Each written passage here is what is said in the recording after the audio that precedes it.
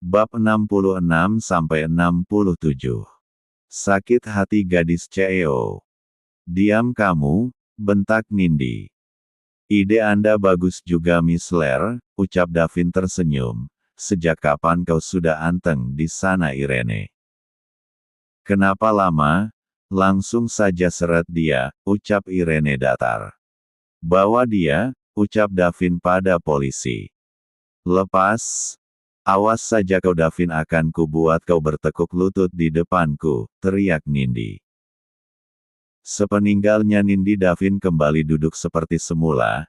Semua wartawan yang ada di dalam hanya diam tidak berani berkata, hanya ada kamera yang merekam atau memfoto setiap kejadian. Baik kita kembali ke inti saya mengadakan konferensi pers ini.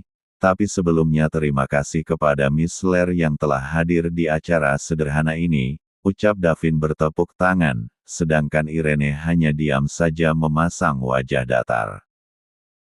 Emang kalau udah dingin ya dingin, batin Davin saat melihat Irene tak bereaksi apapun. Baik, langsung saja saya Davin Eka Prayoga, menyatakan bahwa apa yang ditudingkan oleh Nona Nindi itu semua adalah tidak benar, tegas Davin. Lalu bagaimana dengan bukti itu Tuan? Tanya salah satu wartawan. Bukti. Bukti yang dipegang itu semua sudah dipalsukan olehnya, sebenarnya dia tidak hamil, ucap Davin. Bagaimana Anda bisa tahu jika itu palsu Tuan? Tanya wartawan. Mudah saja tinggal hubungi pihak rumah sakit yang bersangkutan, dan alhasil yang memasulkan itu teman dekat Nona Nindi, jadi tidak sulit untuk melakukan itu, jelas Davin. Lalu yang Anda katakan ingin menikahi Nona Nindi, apa itu cuma rencana Anda Tuan? Tanya wartawan. Ya, siapa yang mau menikah dengannya? Kalian saja pasti juga tidak mau menikah dengannya, ucap Davin. Para wartawan pun mengangguk membenarkan. Ada pertanyaan lagi, ucap Davin. Mereka semua diam, tidak ada yang bersuara. Baik, jika tidak ada pertanyaan, konferensi pers ini saya tutup, dan saya tegaskan sekali lagi bahwa saya dan Nona Nindi tak ada hubungan apapun. Sekian, terima kasih, ucap Davin turun dari podium. Lalu berjalan keluar menyusul Irene yang sudah keluar terlebih dahulu. Irene, panggil Davin saat Irene berhenti di depan lift. Apa? Singkat Irene tanpa menoleh ke Davin. Cek, kau asisten L, belikan aku minuman yang segar, perintah Davin pada asisten L, yang ada di samping Irene. Tapi asisten Ken kan ada Tuan, ucap asisten L yang malas jika harus keluar. Cek, kau tak lihat dia masih mengurus acara tadi, kesal Davin. Aku tak mau tahu, pokoknya belikan saja, ucap Davin menarik tangan asisten L, yang hendak masuk ke dalam lift. Tapi Tuan, ucap asisten L terpotong saat pintu lift sudah tertutup. Cek, dasar bos gila, seenaknya saja perintah orang. Kesal asisten L menghentak-hentakan kakinya di dalam lift. Kenapa kau menyuruhku memasukkan Nindi ke penjara? Bukankah itu hukuman yang mudah baginya? Tanya Davin heran. Irene tersenyum miring mendengar pertanyaan Davin. Kau tahu nanti, ucap Irene berjalan keluar lift menuju private room yang ada di hotel itu. Tunggu, jangan bilang kalau kamu merencanakan sesuatu. Tebak Davin mengikuti langkah Irene. Irene hanya tersenyum tipis sebagai jawaban. Emang apa yang kamu lakukan dengannya? Tanya Davin membukakan pintu. Hanya memasukkan orang untuk menyiksanya, santai Irene. Menyiksa? Dengan cara apa? Ucap Davin. Siksa fisik dan mental, ucap Irene duduk di atas sofa menyalakan TV. Oh, mangguk-mangguk. Jadi selama ini buruanmu juga kau siksa seperti itu? Tanya Davin. Ya, yang tidak kuat dia akan bunuh diri, ucap Irene tersenyum puas. Selain kau menyiksanya di penjara, apa yang kau lakukan dengan mereka? Tanya Davin. Buang dia di tempat terpencil, ucap Irene. Davin lalu diam tak bertanya lagi. Derita di balik jeruji besi, dia tak akan melepaskan mangsanya dengan mudah, batin Davin. Mendengar penuturan Irene, ia menyimpulkan jika Irene tak mudah melepaskan mangsanya.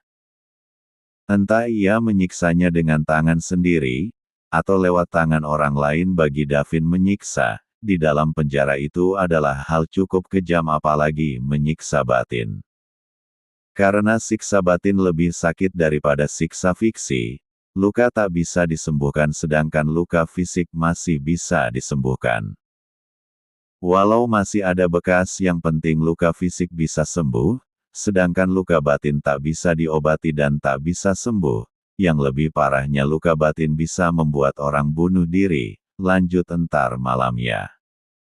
Bab 67. 2 hari setelah masuknya Nindi ke penjara, ia terbukti bersalah dan terkena hukuman 15 tahun penjara. Semenjak masuknya Nindi ke penjara, kehidupan Davin menjadi lebih tenang, karena setiap pagi sudah tidak ada yang mengganggunya lagi. Pagi hari ini Davin sudah rapi dengan jas berwarna hitam, kemeja putih dari hitam dan juga celana hitam. Tak lupa pula jam tangan, yang melingkar di pergelangan tangannya, senyum yang sedari tadi tak luntur pun menghiasi wajahnya. Pagi Ma, sapa Davin mencium pipi mamanya. Pagi sayang, jawab Mama Davin. Papa mana Ma? Tanya Davin yang tak melihat papanya di ruang makan. Papa sudah berangkat, katanya ada rapat penting, ucap Mama Davin mengambilkan Davin makanan. Terima kasih Ma, ucap Davin tersenyum. Sama-sama, udah dimakan ayok, ucap Mama Davin. Mereka pun menikmati sarapan mereka, tanpa adanya sang papa di tempat berbeda. Pagi Ma, ucap Irene. Pagi, jawab Mama Andini tersenyum. Kok Mama sendiri, yang lain kemana? Tanya Irene. Asisten El katanya tadi ada urusan, jadi dia pergi dulu. Kalau adikmu masih molor, ucap Mama Andini. Kita sarapan berdua aja yok, ajak Mama Andini. Iya Ma, ucap Irene dan mereka juga mulai memakan sarapannya. Setelah sarapan Irene berangkat ke kantor menggunakan sopir, karena asisten El berangkat menggunakan taksi. Beberapa menit kemudian Irene sampai di kantor, lalu dia masuk ke dalam. Para karyawan yang melihatnya pun menyapanya. Selamat pagi Miss. Selamat pagi Miss Ler. Selamat pagi Miss, yang hanya dijawab dengan anggukan kepala saja. Ia terus melangkah dengan memasang wajah datarnya. Ting. Pintu lift terbuka, lalu ia masuk ke dalam kemudian menekan tombol lift paling atas. Tak lama kemudian pintu lift terbuka lalu ia berjalan keluar menuju ruangannya ceklek. Pintu terbuka saat masuk, ia sudah mendapatkan pemandangan yang menguras tenaga. Menghela nafas berat. Seperti Gunung Everest saja, gumam Irene sambil menutup pintu. Lalu ia berjalan meletakkan jas dan tas ke tempatnya. Kemudian ia mulai mengerjakan dokumen yang menumpuk seperti Gunung Everest sampai lupa waktu. Siang hari waktu istirahat, Irene juga belum beranjak dari duduknya. Matanya masih fokus meneliti tulisan di atas yang sedang ia pegang. Tok tok tok. Masuk, ucap Irene. Pintu terbuka, muncullah seorang OB membawa sebuah paperback. Permisi Miss. Saya mau mengantarkan makanan buat Miss Ler, ucap Ob itu. Irene mengerit. Aku tak memesan makanan, ucap Irene heran. Maaf Miss, tapi ini yang menyuruh asisten L, jawab OB itu. Asisten L? Baru sadar kalau asisten L belum muncul dari tadi pagi, gumam Irene pelan. Emang di mana asisten L? Tanya Irene. Saya tidak tahu Miss, soalnya tadi asisten L telepon cuma bilang siapkan makanan untuk Miss Ler saja, jawab OB. Sebenarnya kemana asisten L? Batin Irene bertanya karena seharian asisten L tak menampakkan diri. Ya sudah taruh di sana saja, ucap Irene menunjuk meja depan sofa. Baik Miss, ucap Op itu lalu meletakkan paper bag yang ia bawa di atas meja. Sudah saya taruh Miss, jika tidak ada keperluan lain saya permisi dulu, pamit OB itu. Irene hanya berdeham saja, lalu sang Op berjalan keluar membuka pintu dan menutup pintu dengan pelan. Kemudian Irene menutup dokumennya, lalu berdiri berjalan menuju sofa, lalu ia mulai memakan makanannya dan setelah makan ia melanjutkan kembali pekerjaannya. Tentang asisten L ia akan tanyakan nanti, saat ia selesai mengerjakan pekerjaannya. Jika ia mencari asisten L sekarang takutnya akan menghambat pekerjaannya.